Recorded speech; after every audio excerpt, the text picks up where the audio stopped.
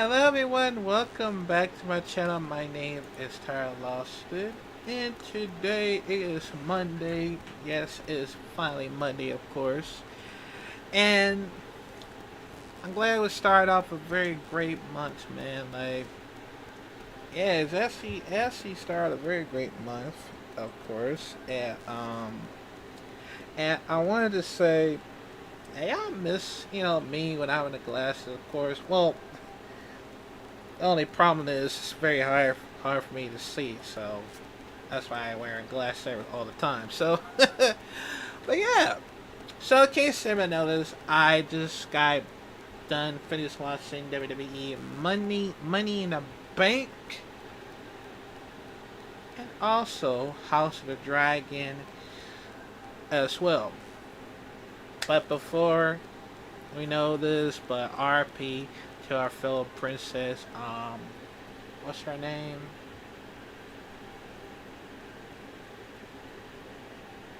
I think her name is Rhaenys, right? Rhaenys Targaryen. I apologize if I apologize if I get the name correctly wrong. I apologize for that one, but RP to good fellow princess. In case you don't know what is going on, you should go back and watch it. I don't want to spoil it, but just letting I know, of course. So, but anyways, but I finished watching. It was a very sad one. So yeah, go back. Yeah, just go back and watch it, and you understand. So yeah. But anyways, let's get back to the Money in the Bank type part. So yeah, um, most of these matches are actually great, but some of these are actually messing things up from one match, of course. And we're gonna get right to it. We're gonna do this very quickly as we could. So we got Drew McIntyre versus Andrea, Carmelo Hayes, Chad Gable, Jay Uso, and LA Knight for the Money in the Bank ladder match. And of course, it was actually a good match. I ain't gonna lie. A lot of things had Mike took a spot to it, but I know that Drew McIntyre won. I didn't know for some other reason how this happened sooner or later. So yeah, I don't think it was supposed to like happen, but I guess it'll follow part of the story. Oh yeah, follow part of the storylines. I guess that's why it happened. So it was actually a great one. Like most of them took like a amazing spots, man. It was actually insane. So I'm gonna give this one 8 out of 10. And of course, Sami Zayn versus Braun Breaker for the Intercontinental Champion. That was actually a great match, and somehow, just like he did to Gunther, he also did with Braun Breaker. And Sami Zayn retains the title, which is absolutely a great match. I ain't gonna lie. I mean, I thought Braun Breaker was about to spear him so hard that his ribs might not come back. But he got lucky. He actually got lucky. I ain't gonna lie. That's how it actually happened. So I'm glad he doing this for he doing this for Canada. And I appreciate that, man. Yeah, shout out to Sami Zayn, man. You did a good job. I ain't gonna lie. But somehow we got another of 8 out of 10. Now for something too good, too bad type parts of it. So we usually get Damian Priest versus Steph freaking Rollins.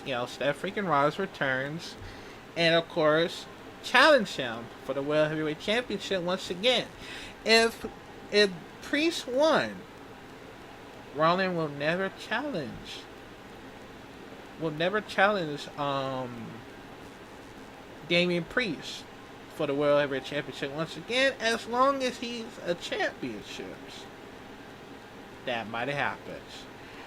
But if Stout Rollins did win, Damian Priest will have to force to leave the Judgment Days.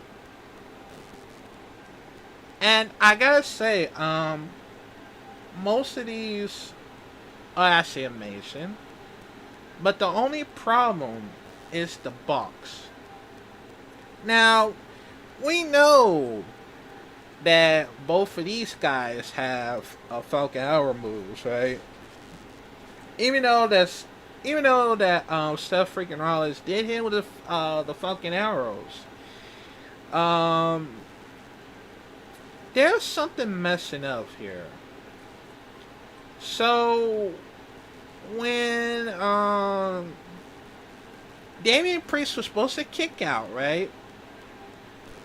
But referee might have messed up, or Damian is supposed to kick out. I guess they messed it up. I don't know why, but when I heard that it's all about the timing, right? The perfect timing, and as soon as when you hit 1, 2, and then the music hit, Drew McIntyre still had the Money in the Bank, which is probably happens tonight.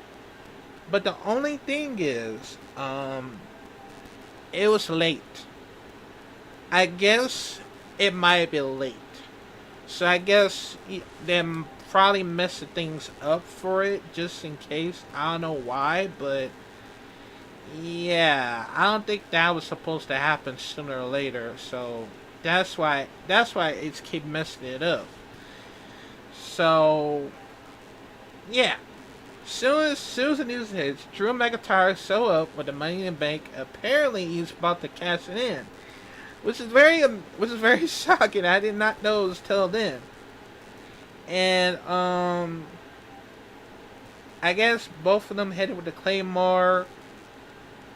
Somehow, CM Punk just showed up out of nowhere, which I didn't know it was gonna happen sooner or later. I was like, holy shit, CM Punk came back and getting some ass whooping right there.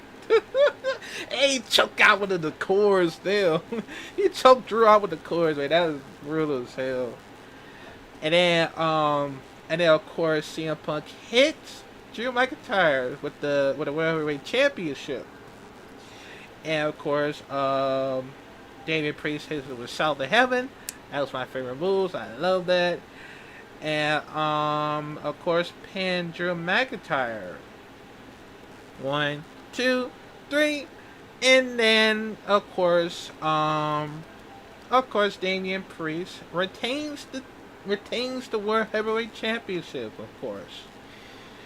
Now, the problem is that the whole thing was a bit messy. I mean, it was supposed to happen till you're supposed to time it right. So I guess it probably messed things up for it, just in case. So yeah, that was supposed to happen at all. But I know I want y'all to worry me, but does this whole Money in the Bank, the whole cash in the Money in the Bank for the world title, is a waste of time? Cause they should have given it to Jay Uso or LA Knight or Chad Gable or Melo. Cause they would have probably held it on for like over a year, if that might make sense. But also I heard that that they was supposed to bring CM Punk right from the first matches to screw McIntyre. It did happen once again on the on the World Heavyweight Championship type of parts of it, right? CM Punk did screw with Drew McIntyre once again. And I heard that when CM Punk returns, came out of nowhere and start pushing the ladders. And of course, Drew McIntyre fell off of the ladder. Of course, I mean that's supposed to happen, but I think they sort of switched it up. I guess that's how it made I don't know, but so I'm guessing put um I'll put 7 out of 10. It was good, but a lot of things are messing things up to it. I don't know why, but it's just the whole casting the Money in the Bank is just a waste of time. I mean, he could have held it for over a year until then. That's the only thing. Why? I don't know, man. It just happens sooner or later. So yeah. But also, it. I mean, it was a good match, but the whole thing's messing things up. So I understand why people get so upset about it. So yeah. But next is the women's Money in the Bank ladder match. Got Tiffany Stratton, Chelsea Green, Io Sky, Laura Valkyria, Naomi, and Zoe Stark. Now, I saw one of the crazy spots when Io Sky nearly killed Zoe onto that ladder, and I don't know why, but it was absolutely insane. Like she could have broke his freaking neck if that ever happens in that ladder. And I don't want to go into more detail about Naomi because I don't want y'all sick freaks out there. Knows that shit. But also, I gotta get applause for Chelsea Green because she actually took the spot on 2 tables, and I was like, damn, that was absolutely insane. I didn't know until then, but a lot of things are actually shocked. But I didn't know that Tiffany Stratton did actually win the first time on the Money in the Bank, Money in the Bank. And I guess a lot of them are right. They want Tiffany Stratton to win, and they got it. A lot of them simp assholes actually got it. Well, yeah, I call them simps asshole because I think you understand why. but yeah, so I'm probably gonna get this one another 8 out of 10. Alright, so the main event is the Bloodline with Solo, Sikoa, Jacob Fatu, and Tama Tongas. With Tangaloa versus Cody Rhodes, Kevin Owens, and Randy Orton. Now, this match is absolutely insane. Like, I didn't know it was gonna happen sooner or later. Or you could say the Bloodline 2.0. That's how it is, cause let's just say that Solo would try to do this for. I don't think he's trying to do this for Roman. I guess he's trying to do this for himself, cause Solo, you ain't no tribal chief, man. Roman Reigns is a tribal chief. Like, come on now, like you're killing his I think you're killing his, entire crew. Ow. Because, I get it. Roman Reigns lost at WrestleMania 40. I get it. But you can't just go, replacing Roman Reigns like you're the tribal chief. Like, you own his. Like, that is not how you do. But yeah, man, this whole match was absolutely brutal. Freaking Jacob. I know about Jacob Fatu. he's actually a beast, man. I ain't gonna lie, cause like he just headbutt the hell out of Kevin Owens. I'm like, God damn. Like, chill out, bro. Just chill out. But but also, I was hoping if Randy Orton would hit him with an RKO and then Jacob Fatu counters it.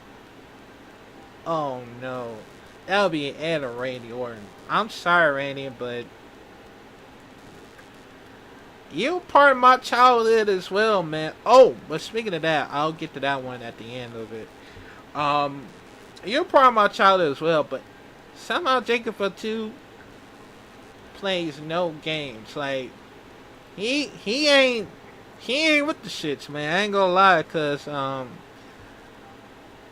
yeah, he do everything that he could to like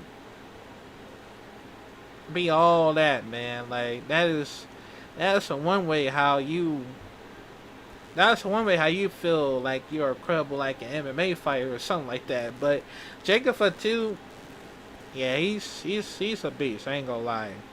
Like I would not want to mess with this guy. Like holy shit. And that was actually crazy parts of it. And the referee was down, and I guess he was like, I guess he was trying to like, you know, Cody Rhodes, Kevin Owens, and Randy Orton. Well, that's gonna do a triple power bomb, but I guess Jacob stops him. But of course, uh, oh no, I guess he, I guess Jacob was trying to do like a suicide dive and then push him out of the way, and then hits Toka Loka and landed right to his head. Like, oh my god, that nearly about almost injured him. Like he would have badly broke his neck and landed right to the announce table. In fact, of course, and that shit was actually crazy. And of course,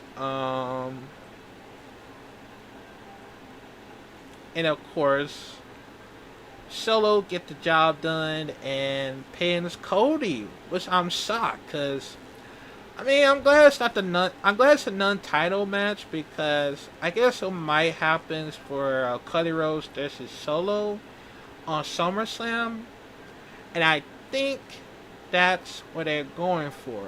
But I still want to see if that actually happens for Cody Rhodes versus Randy Orton at SummerSlam.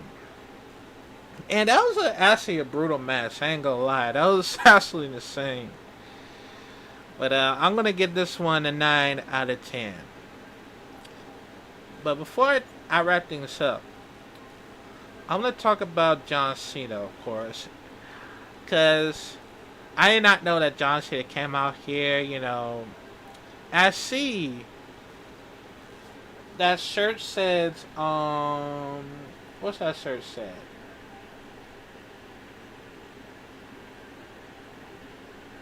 Because I see the shirt says, what does that shirt say? I'm trying to figure it out. Oh, the last time is now. What does that mean? After this, you see me on the back of your shirt. It means that John Cena is absolutely retired, but not retired this year. It's gonna happen next year because John Cena is pulling out the farewell tours, and he said he was gonna he said he's gonna do it from he said he's gonna join in on Royal Rumble Elimination Chamber, and also ends up on WrestleMania.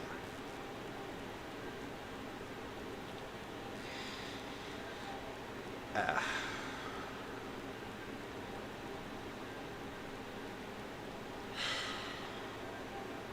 guys, you know that I've been rocking with John Cena for over a year.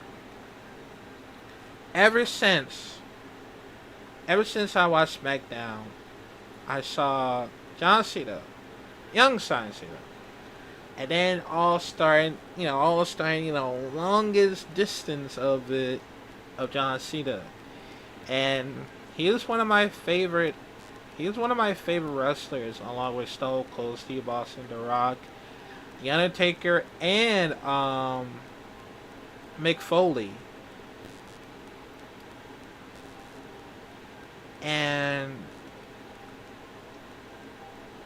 John Cena was one of them. And he was part of my childhood ever since then. And I just don't know how, but I mean, when I noticed about it, it just blew me away. It just shocks me that John Cena is absolutely going to retire. I mean, he been doing them. I mean, he been making the movies. Of course, I've been he's been making a movie ever since then, and he's gonna retire in pro wrestling. I mean, who's gonna be the last opponent in WrestleMania? I think I know. Um, Randy Orton, because Randy Orton was his longest rivals every since, man. And Randy Orton never faced John Cena at WrestleMania. He has never beat him. Well, he actually did. I think he actually did. With with Triple H. I think I remember. WrestleMania 24. Yeah, that one. And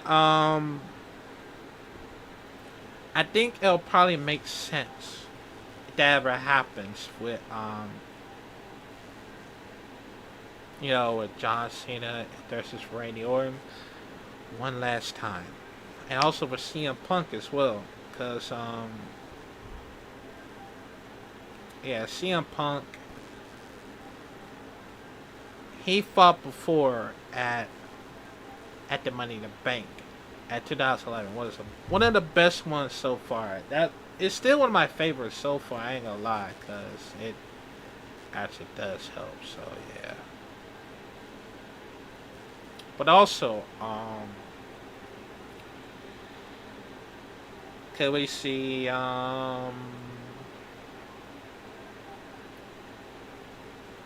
I think Kurt Angle's retired, so I guess that's how it is.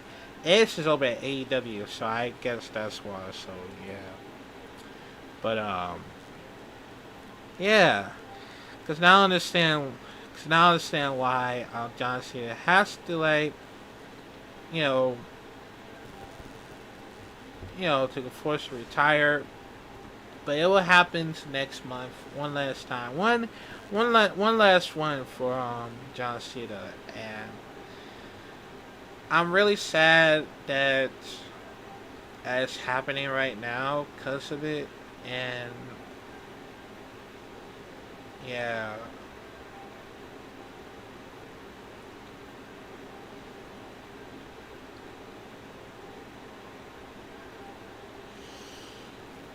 I'm really gonna miss John Cena. I really do.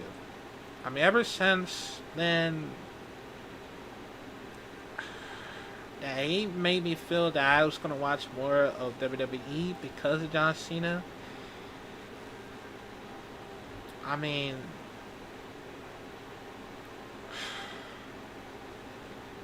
I still have. Well, I think Randy Orton's gonna retire as well. That's even gonna make me more sad than I thought. And only thing I got is Cody Rhodes.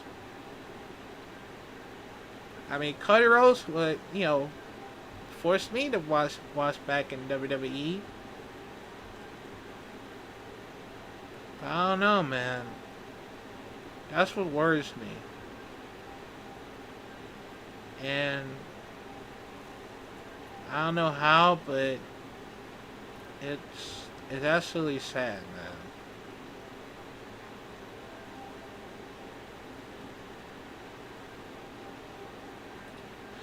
I'm really gonna miss him, man. I ain't gonna lie, cause he used to be part of my childhood for over the years, and yeah.